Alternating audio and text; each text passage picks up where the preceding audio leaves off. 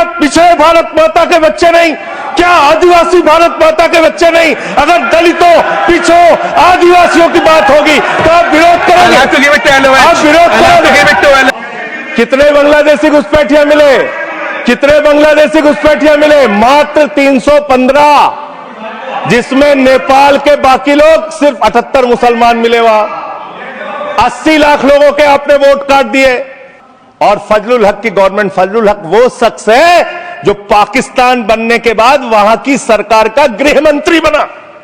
आपके रिश्ते उन लोगों के साथ थे। फिल्मों में सीन देखी है, डाकू लोग आते हैं, जय भवानी जय भवानी जय भवानी कह के, और वो गांव का गांव लूट के चले जाते हैं। जय भवानी कह के गांव का गांव लूट के चले जाते हैं। हम इस देश के अंदर किसी भी सरकार को वंदे मातरम और भारत माता की जय लगाकर देश को लूटने की इजाजत नहीं देंगे। Thank you, Shivaji. I hope you will take the same national spirit to Tamil Nadu also. And now Sri Sanjay Singh ji. Vande Mataram sir, आपका बहुत बहुत आभार कि आपने वंदे मातरम जैसे महत्वपूर्ण विषय पर मुझे अपनी बात कहने का अवसर दिया। मान्यवर, मैं सोच रहा था कि वंदे मातरम के बारे में उसके 150 वर्ष पूरे होने पर यह चर्चा सरकार के द्वारा क्यों प्रायोजित कराई जा रही है। एक तो यह अच्छी बात है कि देशभक्ति की भावना का विकास सबके अंदर हो। वंदे मातरम के महत्व को सारे देश के लोग समझें, नौजवान समझे, किसान समझे, मजदूर समझे, पढ़ा लिखा समझे, गैर पढ़ा लिखा समझे। यह अच्छी पहल है। लेकिन मैं साथ ही साथ यह भी सोच रहा था, तो एक घटना मुझे याद आई मान्यवर। वो घटना थी उत्तर प्रदेश की। हमारे एक ऊर्जा मंत्री हैं, माननीय मंत्री जी AK शर्मा जी, उनके सामने व्यापारी लोग पहुंचे। उन्होंने कहा 21 घंटे से लाइट नहीं आ रही, 21 घंटे से लाइट नहीं आ रही, व्यापार बर्बाद हो रहा है, बच्चे रो रहे हैं, हमको गर्मी में बिजली दे दो। मंत्री जी ने कहा जय श्री राम, बजरंग बली की जय, और गाड़ी में बैठ के चले गए। मैं आपके माध्यम से सरकार से पूछना चाहता हूं, क्या भगवान श्री राम ने आपको कहा है कि आप नाकारे और निकम्मे हो जाइए और जनता को अंधेरे में रखिए, बिजली ना दीजिए? यह क्या भगवान श्री राम ने आपको कहा है? यह शिक्षा आपको भगवान श्री राम ने दी है? मान्यवर, मुझे वंदे मातरम आम आदमी पार्टी की रैलियों में, आम आदमी पार्टी की सभाओं में भारत माता की जय और वंदे मातरम जोर जोर से लगाए जाते हैं। किसी दिन लगाने का मन हो तो आ जाना हमारी पार्टी के कार्यक्रम में, आपसे ज्यादा तेजी के साथ वहां पर वंदे मातरम लगाएंगे। सदन में भी लगाना चाहते हो लगाओ। तो आप इन नारों के पीछे, ये नारे देशभक्ति के हैं, ये नारे देश की रक्षा के हैं, ये नारे देश को आजादी दिलाने के लिए हैं। ये नारों के पीछे अपने गुनाहों को छिपाने के लिए नारे नहीं है, मैं कहना चाहता हूं मान्य। और आप क्या कर रहे हैं? आप इन नारों के पीछे अपने गुनाहों और अपराध को छिपाना चाहते हैं। वंदे मातरम का मतलब क्या है? वंदे मातरम का मतलब है मातृभूमि की वंदना। मातृभूमि की वंदना। हम मातृभूमि की वंदना करते हैं, तो आप कैसे मातृभूमि की वंदना कर रहे हैं?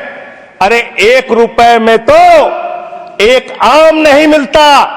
आपने 1 रुपए में अडानी को 1050 एकड़ जमीन और 10 लाख आम और लीची के पेड़ दे दिए। ये मातृभूमि की वंदना, ये आपकी मातृभूमि की वंदना है। Honorable member, आप मातृभूमि को बेचकर मातृभूमि की वंदना कर रहे हैं। ये मातृभूमि की, आज वंदे मातरम पे ही बात करूंगा सर। मातृभूमि की वंदना, मातृभूमि की वंदना हिंदुस्तान के एयरपोर्ट को बेच के नहीं हो सकती। मातृभूमि की वंदना रेल को बेचकर नहीं हो सकती, सेल को बेचकर नहीं हो सकती, समुद्री तटों को बेचकर नहीं हो सकती, कोयला और गैस को बेचकर नहीं हो सकती, हिंदुस्तान की जमीनों को बेचकर नहीं हो सकती। तुम लोग मातृभूमि को बेचने वाले लोग हो, तुम मातृभूमि की वंदना करने वाले लोग नहीं हो। मान्यवर, वंदे मातरम पे ही सुनिए। आज वंदे मातरम के अलावा कुछ बोलूंगा ही नहीं। मातृभूमि की वंदना, इस मातृभूमि की वंदना में जब यहां पे लीडर ऑफ द अपोजिशन बोल रहे थे, मान्यवर, honourable I am not yielding sir, I am not yielding sir, sir I am not yielding sir, I am not yielding sir. जब लीडर ऑफ अपोजिशन बोल रहे थे, ऑथेंटिकेट इट प्लीज देन। जब leader, sir I am not yielding, sir I am not yielding. जब यहां पे leader of opposition बोल रहे थे, नो पॉइंट ऑफ ऑर्डर, खड़गे साहब, उनके मुंह से नो पॉइंट ऑफ ऑर्डर, दलित शब्द निकल गया, दलित शब्द निकल गया। पूरी की पूरी भारतीय जनता पार्टी हाउस में खड़े होकर विरोध करने लगी। दलितों से इतना चिढ़ है आपको? क्या दलित भारत माता के बच्चे नहीं?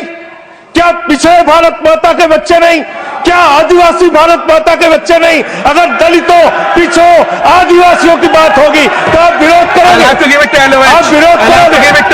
You are not on the topic. LOH. Just in a minute. LOH. Sir, दो बातें हैं। Please. LOH is on its legs. LOH is on its legs. Sir, दो बातें हैं। एक तो हम चाहते हैं कि डिबेट, हेल्दी डिबेट हो, तर्कों के साथ हो। अभी इन्होंने आरोप लगा दिया कि दलितों पर बीजेपी वाले एकदम हल्ला करने लगे। ऑन रिकॉर्ड है, मैंने कहा है दलित के विषय में कि ये हमारे पूज्य हैं, हमारे भाई हैं, ये ऑन रिकॉर्ड है। इस तरीके के स्वीपिंग स्टेटमेंट्स न दें और इस हाउस के माध्यम से देश को गुमराह न करें, नंबर 1। नंबर 2, आपने कहा ये बेच दिया, ये बेच दिया, ये बेच दिया। आई से please authenticate on the floor of the house what ever you have charge.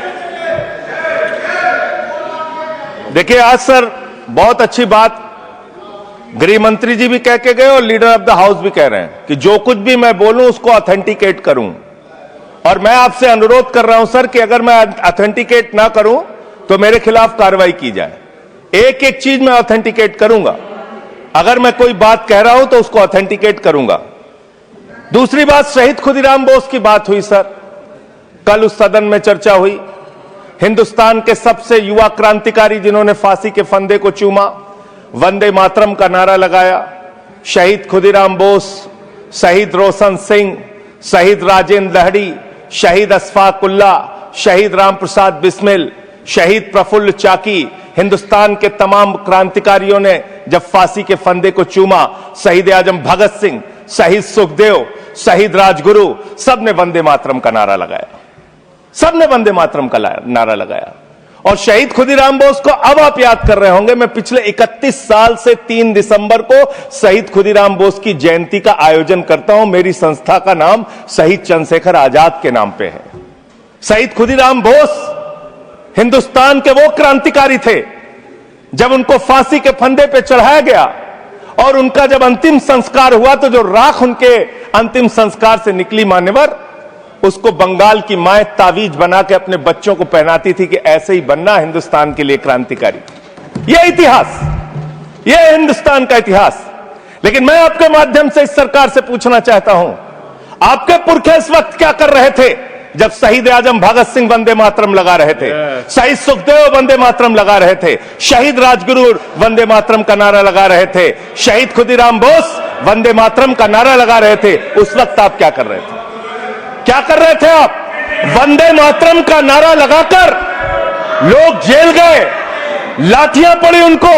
मैं आपके माध्यम से इस सरकार से पूछना चाहता हूं, आरएसएस के 4 लोगों का नाम बताओ जो वंदे मातरम नारा लगा के जेल गए, उनका नाम बताओ आप। 4 लोगों का नाम बताओ आप, अपने 4 पुरखों का नाम आप बताओ। आप नहीं बता सकते क्योंकि आजादी के आंदोलन में आपका कोई इतिहास नहीं, आजादी के आंदोलन में आपका कोई इतिहास नहीं, यही आपकी कुंठा है। तो इसलिए कभी आप कहते हो सरदार वल्लभ भाई पटेल आपके हैं। अरे भैया, सरदार वल्लभ भाई पटेल ने आरएसएस के ऊपर बैन लगाया था, यह रिकॉर्डेड हिस्ट्री है। और जब 18 महीने जेल में रखा गया आरएसएस के लोगों को राष्ट्रपिता महात्मा गांधी की हत्या के अपराध में, जब उनको छोड़ा गया, बैन हटाया गया, तो उसमें शर्त लगाई कि आप राष्ट्रीय ध्वज को मानेंगे, यानी कि आप तिरंगे झंडे को भी नहीं मानते थे। आपने 52 साल तक हिंदुस्तान का तिरंगा झंडा आरएसएस के मुख्यालय पे नहीं फहराया सर, नहीं फहराया। और 3 लोगों ने आरएसएस के मुख्यालय पर जब ये झंडा फहराया, उन तीनों के नाम मैं पढ़ रहा हूं, विजय, उन्मत, दिलीप, इन तीनों लोगों के खिलाफ आरएसएस ने एफआईआर दर्ज कराई। किस अपराध में? कि हमारे दफ्तर में तिरंगा क्यों फहरा दिया। और कितने साल तक मुकदमा लड़े? 13 साल तक मुकदमा लड़े। यह है आपकी असलियत। आप तिरंगे का विरोध करते हैं, भारत के राष्ट्रीय ध्वज का विरोध करते हैं। जो लोग तिरंगे और राष्ट्रीय ध्वज का विरोध कर सकते हैं, वो भारत माता के सच्चे सपूत नहीं है, वो नहीं है हमारे निगाह में। और मैं आपको बताता हूं सर, ये है 28 दिसंबर 1949 का ऑर्गेनाइजर पत्र। इसको भी रखूंगा क्योंकि आज गृह मंत्री जी और लीडर ऑफ द हाउस दोनों कह के गए रिकॉर्ड पे सारी चीजें आनी चाहिए। इसको रिकॉर्ड पे रखना चाहिए। इतिहास देश को पता चलना चाहिए, किन लोगों ने देश के साथ गद्दारी की, किन लोगों ने तिरंगे का विरोध किया, किन लोगों ने राष्ट्रगान का विरोध किया। आपको ये पढ़ के सुनाना चाहता हूं। ये ऑर्गेनाइजर है, क्या लिख रहा है? What is the moral sanction behind government's choice of Jan Gana Man, except that it can be made an item of entertainment?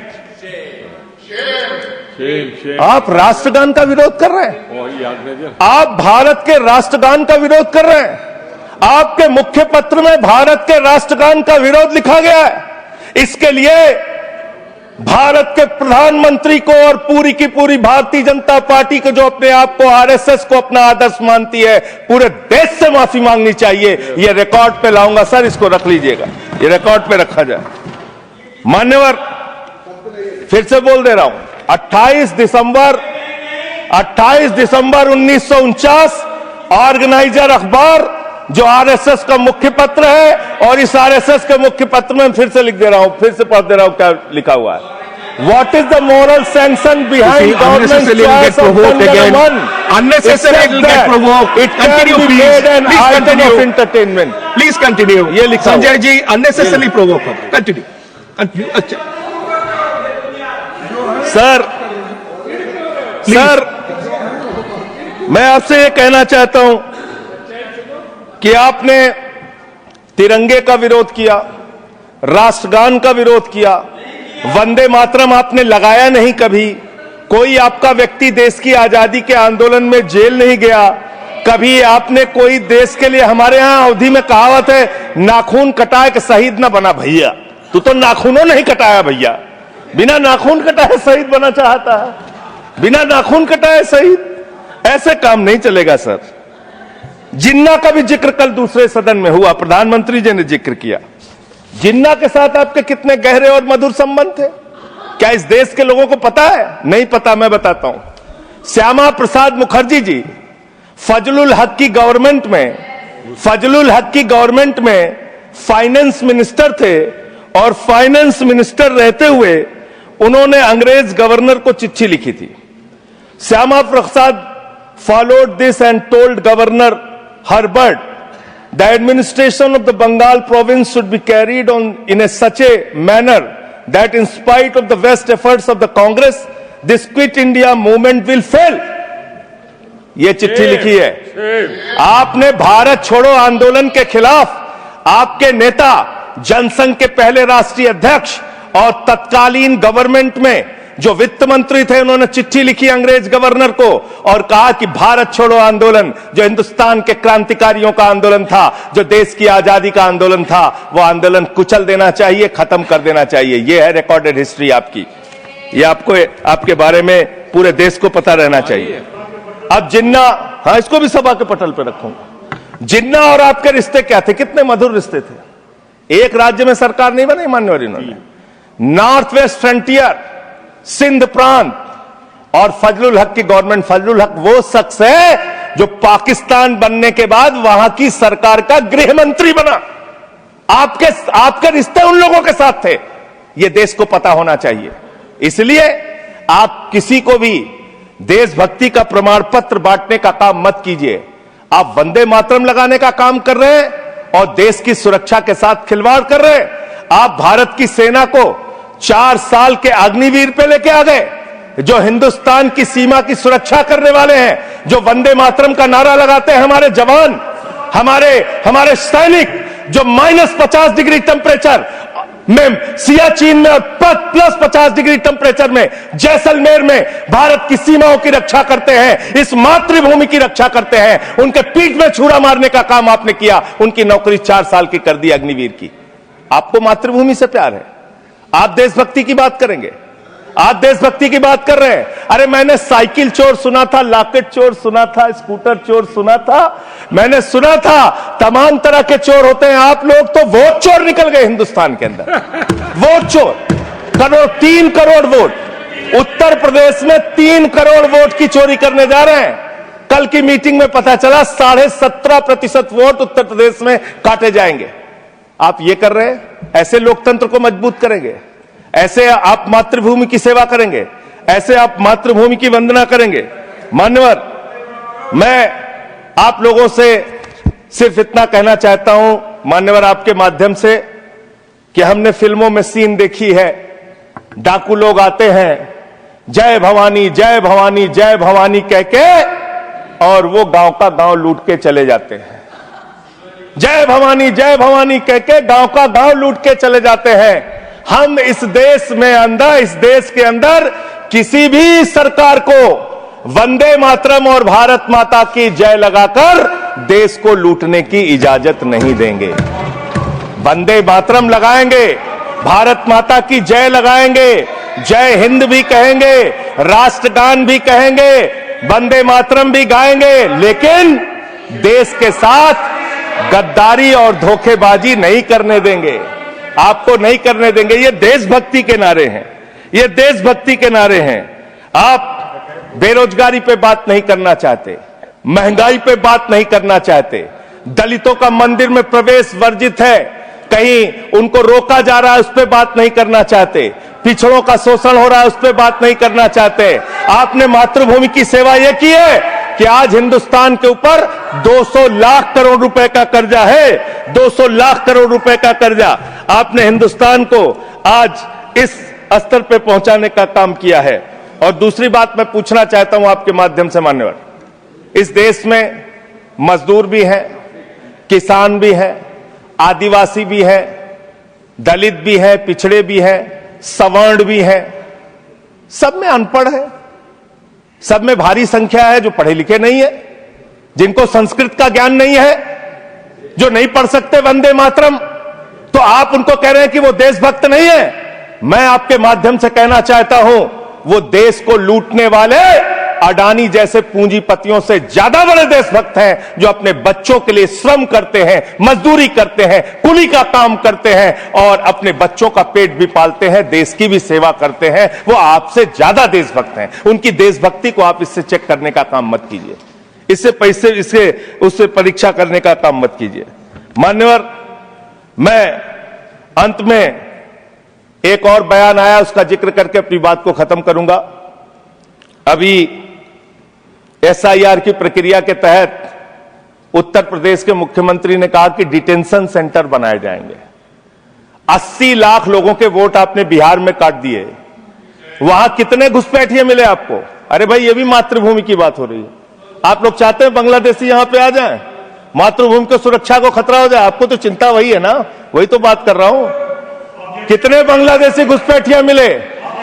कितने बांग्लादेशी घुसपैठिया मिले? कितने बांग्लादेशी घुसपैठिया मिले? मात्र 315, जिसमें नेपाल के बाकी लोग सिर्फ 78 मुसलमान मिले। वहां 80 लाख लोगों के आपने वोट काट दिए। अब आप कह रहे हैं उनको डिटेंशन सेंटर में रखेंगे, उनको डिटेंशन सेंटर में आप रखेंगे जो हिंदू हैं, जिनके जो पूर्व IAS हैं। आप इस देश का सिर्फ माहौल बिगाड़ना चाहते हैं। आप इस देश को सिर्फ नकली नारों के पीछे सिर्फ आप अपने आप को छिपाना चाहते हैं। वंदे मातरम देशभक्ति का नारा है, भारत माता की जय देशभक्ति का। हां, दिल्ली में तो काटोगे ही आप, ठीक ही कह रहे हो, पहले से ही नियत बता दिया। दिल्ली की हालत तो कर दी आपने। अरे इसमें क्या लिखा हुआ है, इसमें क्या लिखा हुआ है? सुजलाम सुफलाम, सुजलाम सुफलाम, शुद्ध जल शुद्ध फल और मधुर वाणी। मधुर वाणी, मधुर वाणी कौन बोल रहा है? देश के प्रधानमंत्री मधुर वाणी बोल रहे हैं। मुजरा जैसे शब्दों, अरे भाई इसी वंदे मातरम की सेकंड्स रह गए सर, वंदे मातरम की तो बात कर रहा हूं, हमारे पास और टाइम है सर, टाइम है सर। सर मधुर वाणी, मधुर वाणी, मधुर वाणी। सर जहरीली हवा और जहरीला पानी दिल्ली में दे रहे हैं, हमारे पूर्वांचल के भाइयों के ऊपर बुलडोजर चला रहे हैं। सर मेरे टाइम में से काट लीजिएगा, बाकी टाइम में से काट लीजिएगा, प्लीज कंक्लूड, बाकी टाइम में से काट लीजिएगा। सर हमारी पार्टी का टाइम 24 मिनट है। प्लीज वन सेकेंड दिल्ली को, संजय जी, दिल्ली को one second honourable members, one second, शांत हो जाओ। माननीय संजय जी, माननीय संजय जी, कंक्लूड करिए, आपका समय खत्म हो रहा है। सर 24 मिनट मेरा टाइम है, प्लीज। मैं अपने माननीय Neeraj ji, please, he is concluding, please conclude, 10 second sir, please conclude, आपका समय समाप्त हो गया। सर मेरी पार्टी का समय 24 मिनट है, ठीक है, मेरी पार्टी का समय 24 मिनट है। और कोई स्पीकर नहीं है आपके? स्पीकर एक और है, उनमें से आप काट लीजिएगा समय, मैं कह रहा हूं ना। हाँ, ये हमारा अधिकार है, पार्टी का अधिकार है।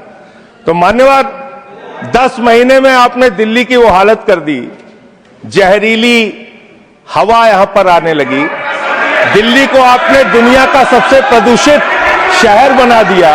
बच्चों शांत हो जाओ, बच्चों शांत, बच्चों हल्ला मत करो, शांत हो जाओ। अरे मैं एक मुख्यमंत्री इन्होंने बनाया है, कंक्लूड करिए सर, एक मुख्यमंत्री बनाया इन्होंने, प्लीज, खत्म कर रहा हूं प्लीज।